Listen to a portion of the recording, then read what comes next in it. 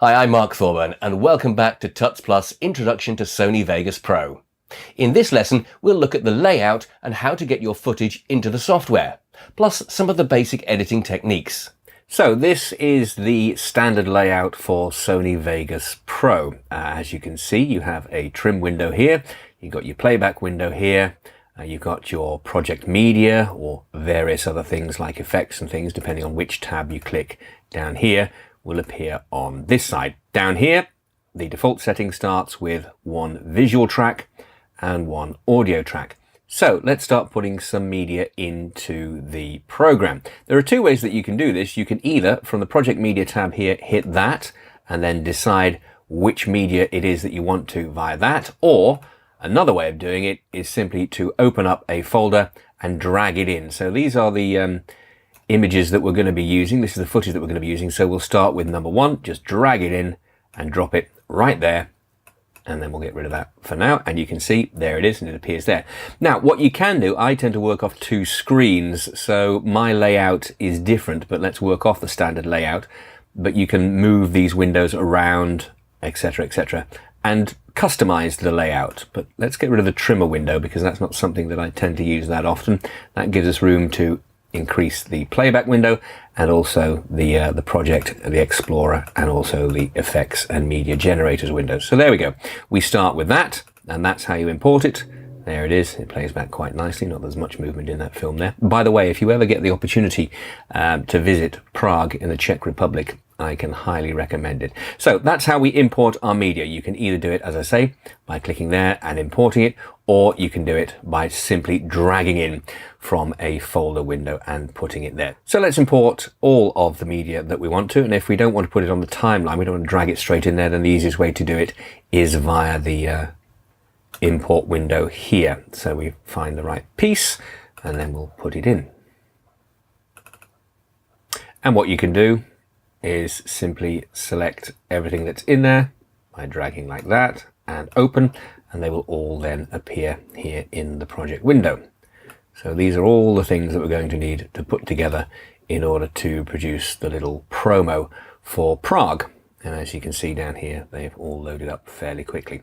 So if we wanted to, down here in the timeline, as I say, the default position once you load something in is obviously one for visuals and one for audio. They are treated together. You move them around like that. Or if you click this button here, you can move them around separately like that. And what we're using here is none of the original audio. In fact, the files are blank, so we can just highlight it, hit delete, and that will disappear. So these are marked in the order that we're going to use them, 1, 2, 3, 4, 5, and so on. So we can quite happily, roughly, just load them in that order right now. So there we go. Everything is loaded in. What we can do, if we want to increase the amount of tracks that we have, drag that up first of all so we can have a look, is simply right-click, insert an audio track if we want to, or get rid of it by deleting it, or we can insert the video track. Simple as that. And you can move the order around any way that you want to have them. There you go, like that. So we'll get rid of that for now because we don't need it. And as mentioned before, the audio that we're using on this, none of it is the original audio. It is all blank, so we can get rid of that entire track. So all we have there is a visual track and everything is imported. Now, basic layout. So we've got the playback switches down here. So play there. Let's make that slightly larger again, just so that we can see it properly.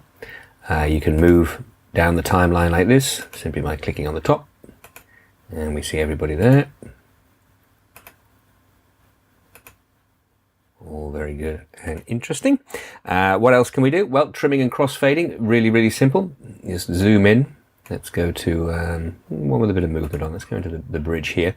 If we wish to trim that, so it starts there, plays like that. But if we want to trim it, you just hold it there, hold down the left mouse button and trim it shorter, and vice versa. If you go past the original length, you'll end up with that small notch there that lets you know that you've gone past the original length. You can do that. I mean, for some looping sequences that can be quite useful, but that is the length as is. Now what we could do if we wanted to is to slow it down.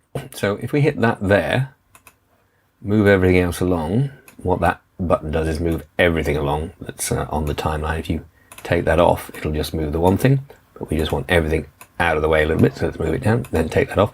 If you zoom back in here, and if you press the control button whilst, you see that little wiggle comes underneath there, while you drag it, you'll see the wiggly line there, and what that is doing is slowing it down. So now our people are walking in slow motion. Obviously, depending on how many frames per second you film this, you've got to be careful, because if you do too much of it, then you'll end up with a juddering effect. And of course, the reverse, hit the control button, make it shorter than it was, and then all of a sudden people are going to be moving a lot quicker than they were. So that's control, and then the left mouse button to extend it any way that you want. So you can do that there.